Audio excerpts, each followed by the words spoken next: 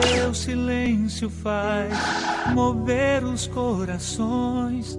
Silêncio de profeta fala mais que mil canções.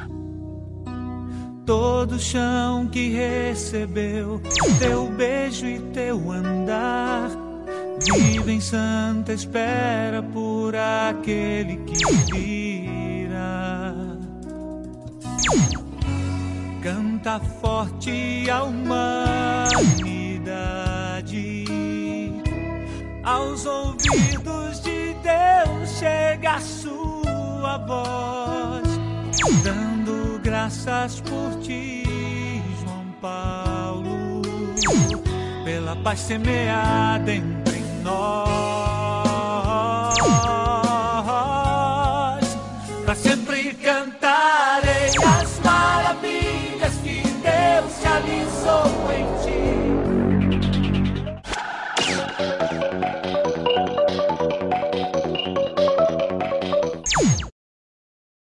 No Brasil, ao juntar presidentes de poder e ex-presidentes da República em nome de João Paulo II, cria-se na convivência de meio dia de voo oportunidade para aparar arestas entre Lula e Fernando Henrique, ou entre Fernando Henrique e Sarney. E quando Itamar integrar a comitiva, já estarão no velório e ele terá que falar baixinho. Afinal, nos países civilizados, sempre há chance de haver um conselho experiente formado pelos ex-presidentes. A propósito, é bom lembrar que, a pretexto de estarem no maior país católico, os governantes e políticos que podem estão viajando para Roma. É a contribuição material do povo brasileiro que vai além das horas. O avanço da ciência impõe desafios ao sucessor de João Paulo II. É a opinião do arcebispo de São Paulo, Dom Cláudio Umes, o cardeal brasileiro que está cotado pela mídia internacional para ser o novo Papa. Ele concedeu uma entrevista ao repórter William Vac para o Jornal das 10 da Globo News. As ciências avançaram muito nesse tempo de pontificado dele. Houve muitos avanços, também avanços em termos de busca de direitos, a busca dos direitos das mulheres, que é uma coisa necessária, absolutamente necessária. A busca dos direitos das minorias, enfim, toda a questão da vida, ou seja, como nasce a vida, como termina a vida. Esses dois polos hoje são muito discutidos em termos científicos, enfim. E a Igreja, obviamente, ela tem que também orientar os seus fiéis dentro de tudo isso. Cada Papa, cada novo Papa é sempre uma nova época, isso é certo. Há uma certa continuidade, mas nenhum Papa é igual ao outro. E nem se deve exigir que ele seja. A própria história exige que sempre seja uma nova fase. E hoje são novas questões. E essas novas questões precisam de respostas novas. Não há como querer responder com respostas antigas às questões novas. Dom Cláudio Umes embarca hoje às 10 da noite para Roma. Alguns podem surpreender com isso, mas Miriam Leitão também é uma estudiosa de assuntos religiosos, estudiosa de religião. Você acha que vai ser fácil ou difícil encontrar um sucessor para João Paulo II, um sucessor à altura? Na verdade, Márcio, eu nem sou especialista em assuntos religiosos, mas eu leio a Bíblia frequentemente. O Papa João Paulo II foi o primeiro a tirar a Igreja da clausura do Vaticano e levar a liderança da Igreja diretamente aos católicos do mundo inteiro. Antes dele, nenhum Papa tinha vindo ao Brasil, ele veio 3 vezes. Além de viajar, João Paulo II tinha um talento extraordinário para línguas e tinha um carisma impressionante. É muito difícil substituir um Papa assim. Cada Papa é diferente do outro, mas o próximo terá que manter o hábito das viagens e o esforço de comunicação com os fiéis. Afinal, essa é a era da comunicação. De preferência, a Igreja deveria mostrar que está preparada para um Papa não europeu, porque não se justifica essa escolha exclusiva de um continente. E devia mostrar que está preparada para outras mudanças. Agora, Miriam, mudar uma estrutura de séculos é muito difícil. É muito difícil, mas na verdade ela sempre mudou. Cada vez que foi desafiada, a Igreja mudou. Na Idade Média, ainda tentou sustentar que a Terra era fixa e o centro do universo. Depois se adaptou ao fato de que ela gira em torno do Sol. Após a Reforma Protestante, há 500 anos, ela passou por um movimento para corrigir alguns erros, como o da venda do perdão, denunciado por Lutero. João XXIII foi o Papa que fez o adornamento, ou seja, a atualização da Igreja às novas ideias sociais de combate à pobreza. O novo Papa terá que começar a repensar a visão conservadora em relação ao comportamento.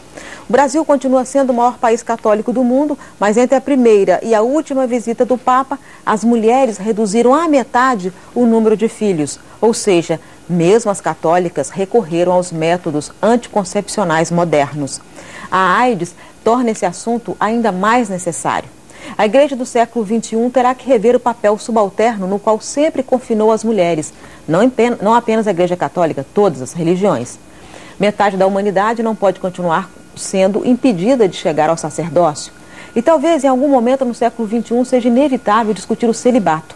As novas ideias não vão acabar com a Igreja, porque o principal permanecerá imutável: a fé num Deus Criador e no perdão dos pecados pelo sacrifício do Filho de Deus, Jesus Cristo. Agora, é curioso que mesmo apesar de todas essas posições conservadoras que você colocou no final do seu comentário, a Igreja tenha atingido, e o Papa João Paulo II tenha atingido tantos jovens. Os jovens mudaram? Porque ele buscou isso, né?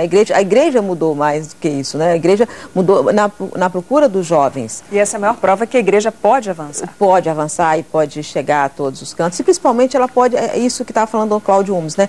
Incluir as minorias, incluir também dentro das preocupações do papado.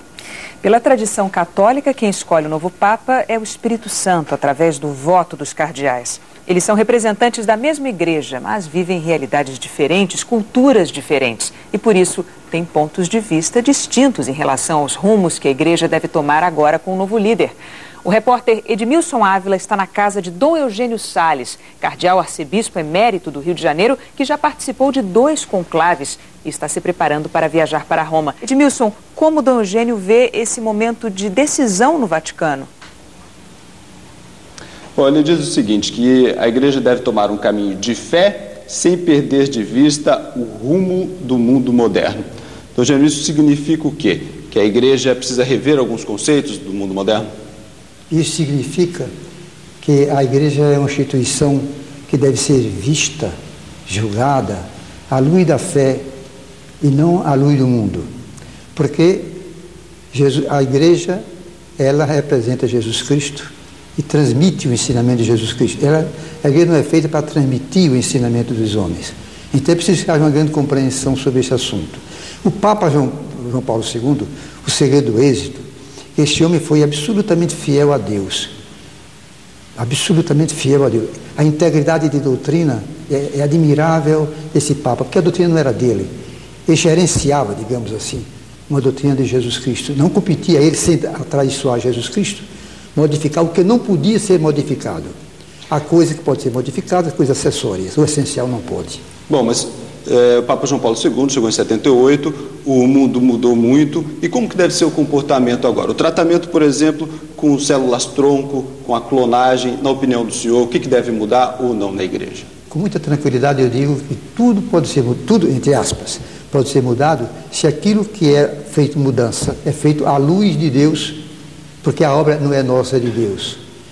Mas se significa que nós devemos modificar as coisas que não são nossas, são de Deus, isso nem o Papa fará, porque a Igreja é uma instituição guiada pelo Espírito Santo. Não se esqueça só de que o êxito do Papa João Paulo II é que ele serviu a Deus conservando a identidade da sua doutrina e serviu a humanidade. Ele foi um servo da humanidade. Basta ver a coisa fantástica que é hoje. Jamais o mundo viu, esteve tão unido em torno de alguma causa, de uma pessoa, como o mundo está unido. Falam que 200 chefes de Estado, reis, imperadores, vão ao sepultamento desse homem. Então há alguma coisa que ele fez certo. O senhor acha que é necessário? Dom José Albuquerque diz que o próximo Papa tem que ser um homem da mídia. O senhor vê isso também assim? Vejo, e já está sendo. Vejo, mas já está sendo com João Paulo II, Paulo VI. Depois do concílio houve uma grande modificação nessa linha. A importância da mídia. Por quê? Que a Igreja deve anunciar.